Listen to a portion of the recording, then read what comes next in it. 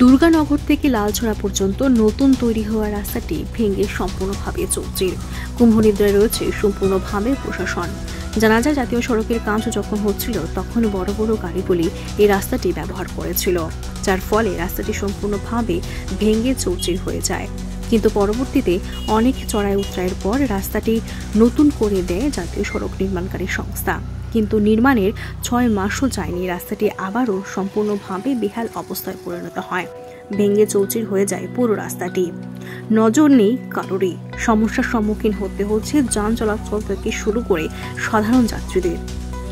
ভালো নেই, অনেক অবস্থা খারাপ। বৃষ্টি দুদিন হয়েছে, খুব খারাপ অবস্থা। 6 মাসে তো একটা রাস্তা খারাপ হওয়ার কথা না। হ্যাঁ, স্বাভাবিক। তাহলে কি তা করতে চাইতেছ? তাহলে কোনো কাজ ভালো হচ্ছে না।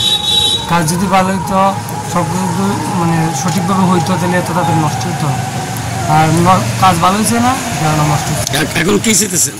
এখন এটাই চাইতেছি যে আবার রাস্তাটা যদি ভালোভাবে পরে, সরকার এটি পরে, এটা আমরা আবেদন করতাম। এই রাস্তাটা করতে কই আইছে? এটা তো এই রাস্তাটা তো এখান থেকে ভারতপুর ক্লাবের সামনে থেকে স্টার্ট হচ্ছে এবং অবিষ্টিলা আগ পর্যন্ত বর্ধমান দোকানের দিকে খোলা গেছে। মানে কত লালছড়া হয়েছে রাস্তাটা? এই রাস্তাটা তো এনএইচ এর আসলো।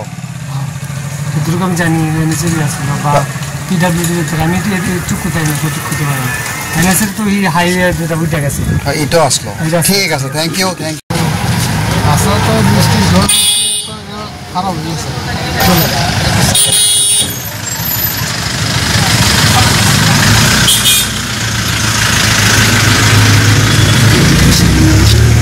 বৃষ্টি তো ঠিক আছে, খারাপ হয়েছে, কিন্তু 6 মাসে তো একটা রাস্তা এভাবে খারাপ হওয়ার কথা না। সম্পর্কে আমার একটা এক্সপিরিয়েন্স নাই, তবে সম্ভবত ভালোই গাড়ি তৈরি আসা যাওয়া করে। রুটটা বেশি, প্রেশারটা বেশি। তবে রাস্তাটা তো খারাপ হয়েছে ঠিক। চলাফেরা করতে অসুবিধা হয় আপনাদের? না, এটা বিষয় আমরা বলতে আমার যতটুকু সম্ভবত এটা প্রেশারের জন্য। এটা প্রেশারটা এটা সহ্য করতে পারছে না। আচ্ছা, কিতা চাইতেছেন তাহলে? না, জনসাধারণ তো এটা ভালো হোক, এটা রাস্তাঘাট ভালো করে মেরামত করুন না। ঠিক আছে।